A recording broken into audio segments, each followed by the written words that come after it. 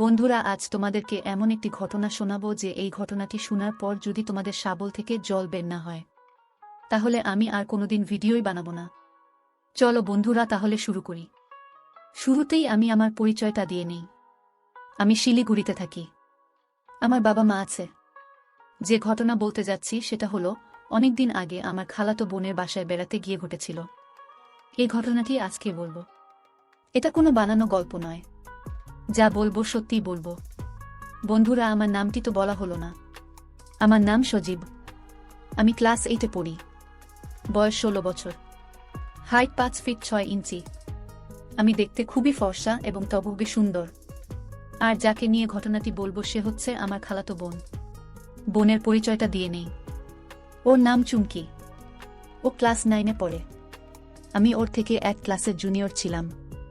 ও দেখতে খুবই সুন্দরী একটি মেয়ে। ওকে আমি অনেক আগে থেকেই পছন্দ করতাম, কিন্তু কোনোদিনই ওকে বলার সাহস পাইনি। হঠাৎ একদিন আমি আমার খালার বাসায় বেড়াতে আসলাম। সেই দিন ছিল ঝড়ের রাত। খালাদের বাড়িতে কেউ নেই। আমি সন্ধ্যার সময় আসার পরে সন্ধ্যার পরেই ঝড় শুরু হলো। চুমকি আমাকে দেখে আঁতকে উঠল, কারণ বাড়িতে ও ছাড়া আর তেমন কেউ নেই। ও আমার দিকে ভয়ে ভয়ে বলল, ভাই কেমন আছিস? আমি বললাম, ভালো আছি। ওকে জিজ্ঞেস করলাম। ও বলল, ভালো আছি।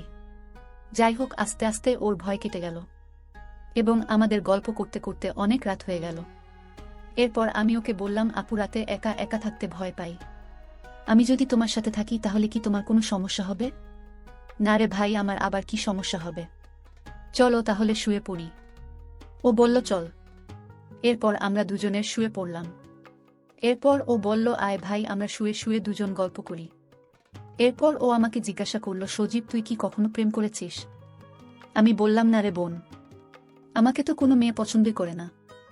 আমার একজনকে অনেক পছন্দ হয়, কিন্তু আমি তাকে কোনোদিনও বলতে পারিনি। ও বলল, লজ্জা না পেয়ে তুই আমার কাছে বলো। আমি তোর হয়ে সেই মেয়ের কাছে তোর ভালোবাসার কথা বলবো। আমি বললাম, কেন?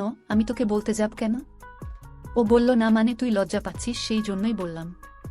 এরপর আমি ওকে বললাম যে আমি একটা কথা বলবো, তুই কিন্তু মাইন্ড করবি না।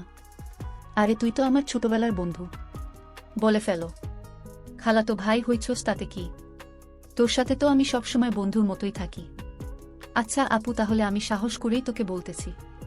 আসলে তোকে না আমি অনেক মিস করি রে। তোকে আমার সব সময় মনে পড়ে, কিন্তু তোকে ভালোবাসার কথা আমি কোনোদিনও বলতে পারিনি। এই কথা আগে কেন বলিসনি? আমি তো আগেই রাজি হয়ে যেতাম। আমিও তোকে অনেক আগে থেকেই ভালোবাসি। তাহলে আপু, তুমিও তো এতদিন আমাকে বলনি। ওই তো তোর মতোই লজ্জায় বলতে পারিনি। ও আচ্ছা, তাহলে বলতো আপু, তুই আমাকে কতটা ভালোবাসিস? আমি তোকে বলে বোঝাতে পারবো না যে আমি তোকে কতটা ভালোবাসি। সজীব, তুই তো কোনোদিন আমাকে ভুলে যাবি না। না আপু, তুই এটা কি বলছিস? আমি তো তোকে অনেক আগে থেকেই ভালোবাসি এবং তোকে নিয়ে অনেক স্বপ্ন দেখেছি। আচ্ছা, আজ তো বাড়িতে খালা খালু নেই। চল তাহলে কোথাও থেকে ঘুরে আসি। এই ঝড়ের রাতে তুই আবার কোথায় যাবি এখন? আরে চল না, দেখি কোথায় যাওয়া যায়। চল দেখি একটা ভালো রেস্টুরেন্টে যাই। আচ্ছা ঠিক আছে, তাহলে চল। এরপর বাসা থেকে বের হয়ে আমরা দুজনে একটা রিকশায় উঠলাম। রিকশায় বসে ও আমার হাত ধরে আছে। আমিও ওর হাত জড়িয়ে ধরে বসে আছি। দুইজন পাশাপাশি, কত সুন্দর। মনে হচ্ছে আমরা যেন ভিন্ন এক জগতে ঘুরে বেড়াচ্ছি। আমাদের দুজনেরই অনেক ভালো লাগছিল। এভাবে যেতে যেতে কিছুক্ষণ পর আমরা রেস্টুরেন্টে পৌঁছালাম। রেস্টুরেন্টে এসে আমরা একটা রুম বুক করলাম। রুমে ঢুকে আমরা খুবই ক্লান্ত, তাই হালকা কিছু খাবার অর্ডার করে দুজনে খেয়ে দিয়ে ঘুমিয়ে পড়লাম। কোন দিক দিয়া যে রাত পার হয়ে গেছে এবং রাতে যে আমাদের দুজনের মধ্যে কি দিয়ে কি হয়েছে আমরা মনে করতে পারতেছি না। চুমকি ঘুম থেকে উঠে বলতেছে যে আজকে আমার এত ভালো লাগতেছে কেন? এমন তো আর কোনোদিনও হয়নি। আমি বললাম, সকাল হয়ে গেছে, চল ব্রেকফাস্টটা বাসায় গিয়ে করে নেব।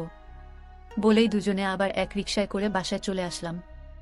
বন্ধুরা, এই ছিল আজকের ভিডিও। এই ভিডিওটির দ্বিতীয় পার্ট দেখতে চাইলে অবশ্যই আমাদের চ্যানেলটি সাবস্ক্রাইব করে রাখুন। ধন্যবাদ।